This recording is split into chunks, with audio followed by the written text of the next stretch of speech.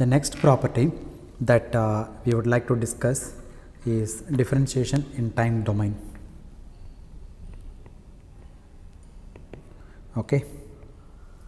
So, if x of t has Fourier transform x of j omega, then the derivative of x of t has Fourier transform of let me denote this guy by x dash of t has Fourier transform of j omega times x of j omega. So, differentiation in time domain corresponds to multiplication in the frequency domain by j omega, this guy. And this is one of the very useful properties of transform of a particular time function, especially whenever you want to solve a differential equation, then this property will be a boon for us. So, it is a very important property, okay, because the calculus that is involved in the differentiation is replaced by an algebraic multiplication by simply j omega. So, differentiation becomes a simple multiplication by j omega. So, it is very useful property and it simplifies quite a bit. Okay, no need to find out a particular integral, then complementary solution, this that all are eliminated.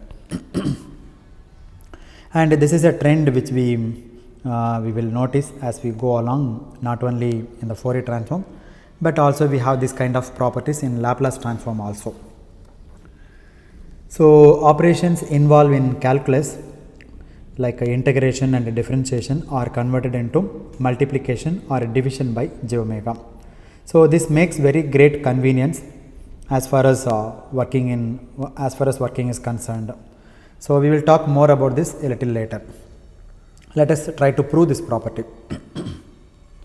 Okay. So, now x of t has a Fourier transform of x of j omega, then it is a pair, right.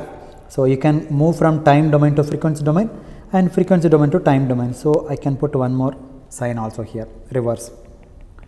Now, that means what? You can get back your x of t from your Fourier integral. What is your Fourier integral? 1 over 2 pi integral of x of j omega times e to the plus j omega t times d omega, and the limit is minus infinity to plus infinity. Now, let us differentiate the signal with respect to x.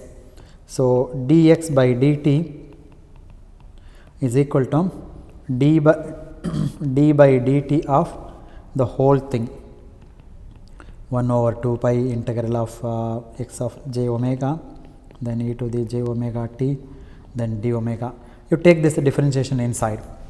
When you bring it inside this guy, then this is constant as far as the integration is concerned, and d omega again constant. Okay. So, therefore, 1 over 2 pi integral of x of j omega d by dt of e to the j omega t. What is that? J omega times e to the j omega t times d omega. Okay. So, this is 1 over 2 pi, then integral of j omega times x of j omega e to the j omega t times d omega. So, this is the only function which has a time inside the integral sign. So, what we have here is a quantity j omega multiplied by x of j omega. Therefore, this guy must form a pair with the derivative of dx of t. Therefore, x dash of t and j omega times x of j omega forms the Fourier transform pair. So, this is a very useful result. See, if we have x of j omega alone in this guy, then this x of j omega forms the Fourier transform of x of t.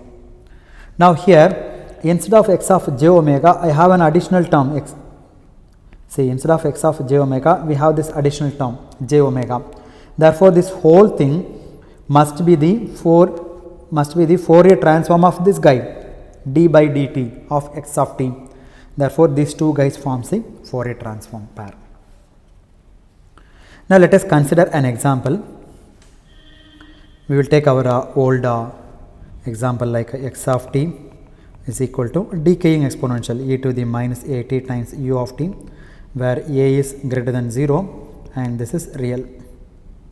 Okay, a is greater than 0 and it is real.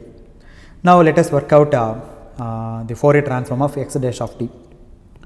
Okay, this x dash of t you can find out in two ways. Let us find out in method 1. So, differentiate x of t, then trying to find out its Fourier transform. This is straightforward method, right? Alternately, find the Fourier transform of x of t and then find out the Fourier transform of the differentiated signal. Okay, let us try to use method 1. Like x of t, you take Fourier transform, you get x of j omega, then d by dt of x of t as j omega times x of j omega. The same rule we will apply here. Now, what is x of t? E to the minus at times u of t. This result we already know. What is the Fourier transform of this guy? 1 by a plus j omega. Now, d by dt of this guy, e to the minus at u of t, then this has a Fourier transform of j omega times 1 over a plus j omega. So, straight away very nicely you can get the result. Now, let us check on this result by actually carrying out the differentiation in time domain and finding out its Fourier transform. So, let us see what it is. So, x of t is equal to e to the minus at times u of t. Now, how the signal looks like? It is like this. This is e to the minus at u of t. When t equals 0, the magnitude is 1. So, this is my x of t. Okay. Now, if you differentiate the expression, what is dx of t by dt? This is minus a times e to the minus at times u of t. Do you agree this? Yes. But this is not correct actually. Okay, this is not correct at all. Why? It is not correct. Because the signal, if you look at the waveform, it is 0 all the way up to 0 and then suddenly it jumps actually. It is jumping here with no time, jumping by an amount of how much? 1 unit. Okay, it is jumping over there. So, there is an impulse sitting there when you differentiate, that we did not consider in this expression. So, that is wrong. The Fourier transform considers the time function extending from minus infinity to plus infinity. Therefore, you must take the derivative at every point, right? Like what is your x of t? X of t is 1 over 2 pi. Did I put 1 over 2 pi in the previous expression? Yes. 1 over 2 pi x of j omega times e to the j omega t and d omega.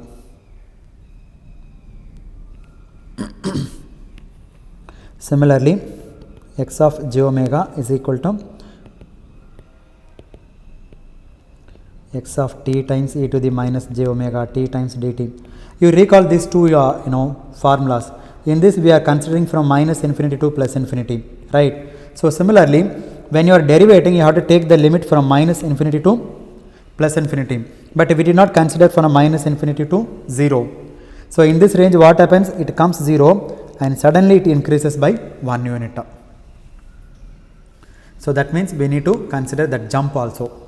Now, you observe that this x of t was 0 all along from minus infinity to 0 and suddenly it jumps to a value 1 at t equals 0. It is 0, 0, 0, 0, 0 like this and suddenly it jumps to value 1 and it decays. So, there is a jump. Therefore, at t equals 0 point, it jumps from 0 to 1. Therefore, there is the derivative must be infinitely large. After all, it is a slope, right? What is the slope here? Infinity. So once you take the derivative, then there is an impulse sitting here, del of t, by the unit of 1 unit. So this is x of t, and this one is d by dt of x of t, and here you have the impulse like this. This is minus a times e to the minus at. So you have to combine these two guys. Therefore, originally your x of t is equal to e to the minus at times u of t. The moment you take the derivative of this guy, then it is not simply e to the minus at, but it is del of t minus e to the minus at times u of t. Okay, now so x dash of t, that is d by dt of x of t, is not simply given by this quantity, this guy, okay, by this alone, this guy alone, but also you must have a delta function, del of t. So in other words, the derivative of x of t, x dash of t, is equal to del of t minus a times, I forgot to put a here, a times e to the minus at u of t, because this e to the minus at ut function starts only from t equals 0 onwards. So one should very careful while taking the integration or differentiation. Why do we consider from minus infinity to plus infinity? Because if you look at the integral, Fourier integral and Fourier transform, see, you need to consider from minus infinity to plus infinity, that's why. So when you consider from minus infinity to 0, then there is a sudden jump of 1 unit. So that sudden jump is denoted by, see, no time it is jumping, it is increasing. So what is the slope? Infinity. So tan inverse of infinity, what is the value? The jump is 90 degree, right? So tan inverse of 90, which is infinity. So the strength is infinity. Okay, slope is 90 degree and tan inverse of that is infinity. So infinity means what? Obviously it is modeled by delta function. That is why you put a delta there. Now you take the Fourier transform of this. This is x dash of t. If you take Fourier transform of x dash of t, then it is j omega times x of j omega. Okay, so this is going to be, or else let us say,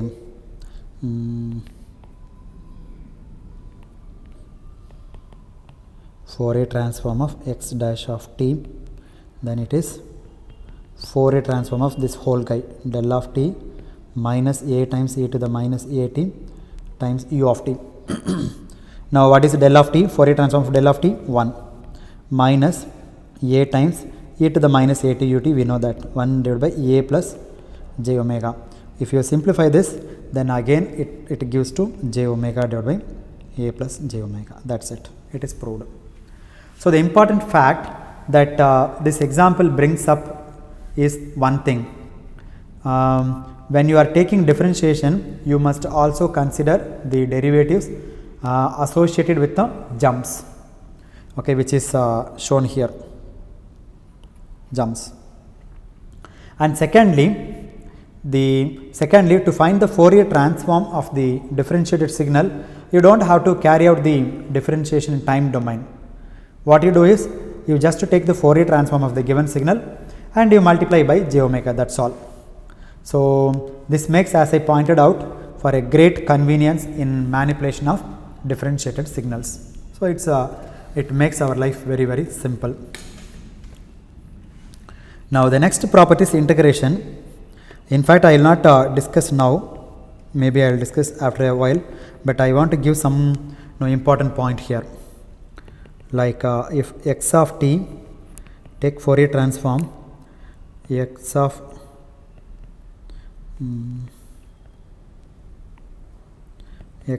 j omega, then integral of x of t, integral of x of t minus infinity to t, Since there is a t, then you make a dummy variable tau, x of tau t tau. You take Fourier transform, you first integrate up to t, then you'll get a time signal. Let me call y of t, this is. Then if you take Fourier transform, it has a Fourier transform like x of j omega divided by j omega, and now you need to ask, is this correct? Straight away I cannot write like this, we need to do something else. Okay, plus some other quantity will come, that quantity we will address a little later. Before that we need to look at something else. So let us put a question mark here, and we will come back a little later. So we must be careful in trying to integrate a signal and finding out its Fourier transform. Okay, we will discuss this a little later point of time. Okay, after we find out the Fourier transform of step function. Suppose you have a step function, then what is the Fourier transform of this? Because this function you cannot absolutely integrable. So if you put 0 to infinity, then this does not converge. That means what? It will not converge to finite value. So what I would like to caution you at this stage is, we should not jump to the conclusion like simply x of j omega by j omega. In the previous case, like d by dt of x of t is like this one. Maybe I'll write down here. In the differentiation case, d by dt of x of t is simply, you can write j omega times x of j omega. Similarly, you should not come to the conclusion that it is divided by j omega. It is wrong. You have some more terms that I put a question mark here. Okay, because differentiation involves multiplication by j omega. Integration means division by j omega in the transform domain. That is not so. Okay, so let us stop at this point. Okay, we will not discuss a little more about this integration. We will come back a little later, maybe in the next lecture or afterwards.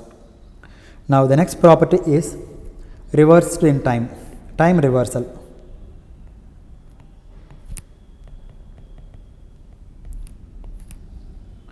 Okay, now what this property says is, you take x of t has Fourier transform x of j omega, then x of time reversal, that means x of minus t has the Fourier transform of x of minus j omega. Okay, this x of t and x of j omega form a Fourier transform pair. Then we know what is we want to know what is the corresponding Fourier transform of x of minus t. Okay, if the sequence of events take place in the reverse direction, then the corresponding Fourier transform would be simply x of minus j omega. It is straightforward to prove this. Okay, very straightforward. In couple of steps you can prove this. We know the transform like x of j omega is equal to x of t times e to the minus j omega t times dt, and the limit is of course minus infinity to plus infinity. Now what you do, you replace t by what do you call okay,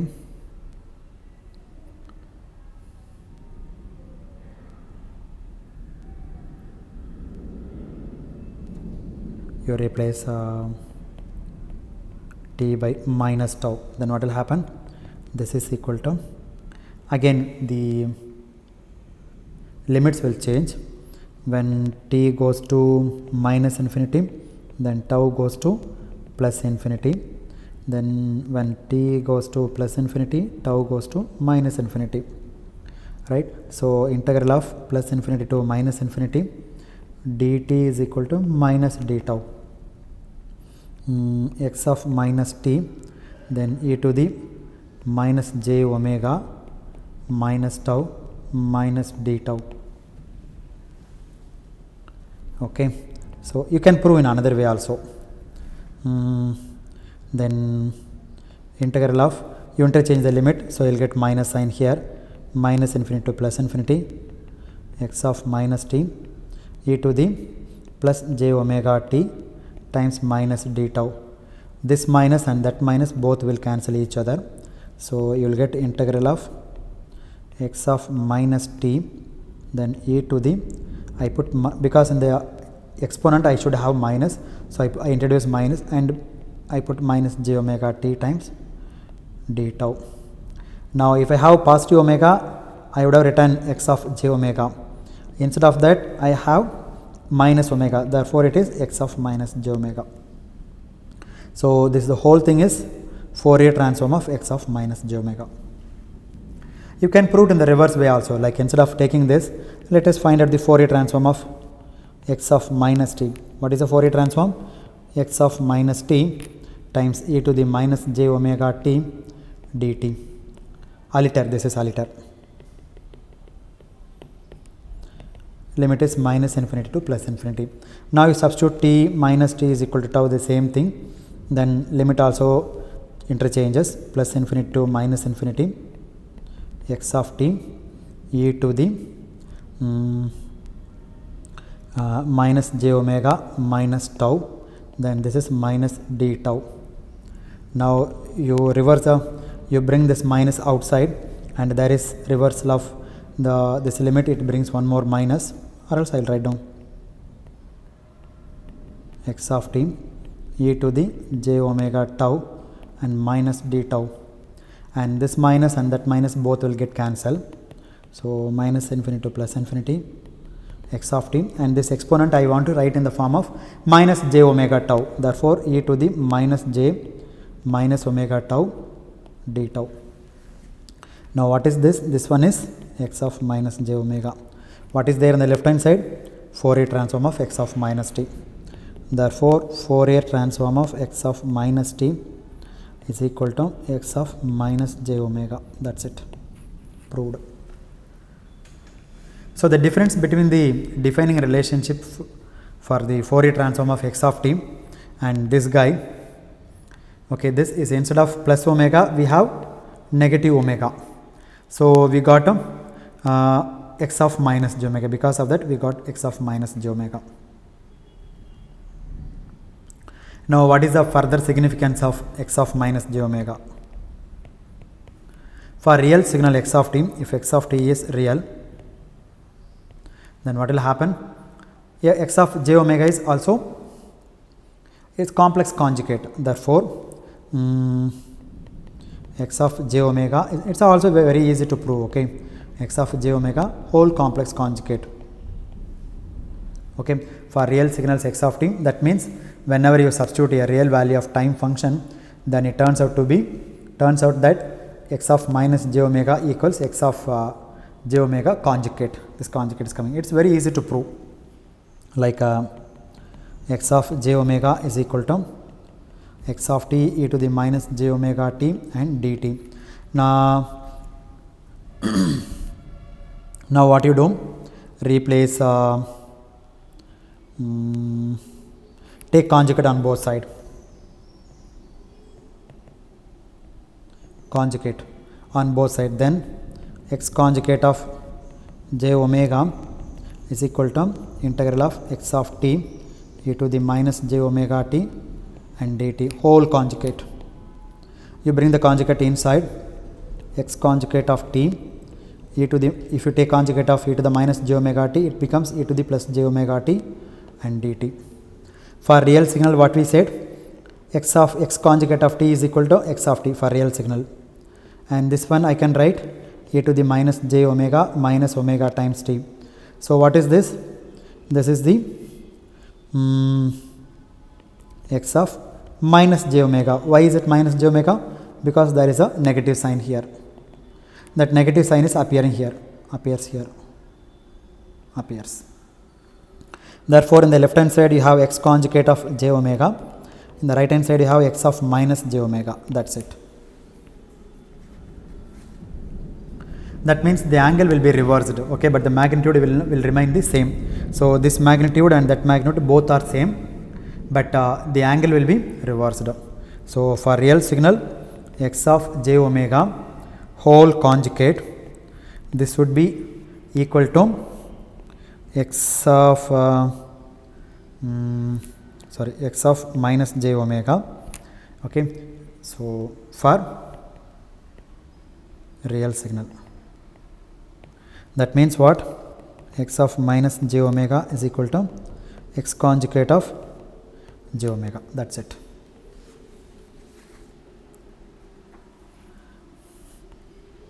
Now let me consider an example. Okay, let me stop at this point.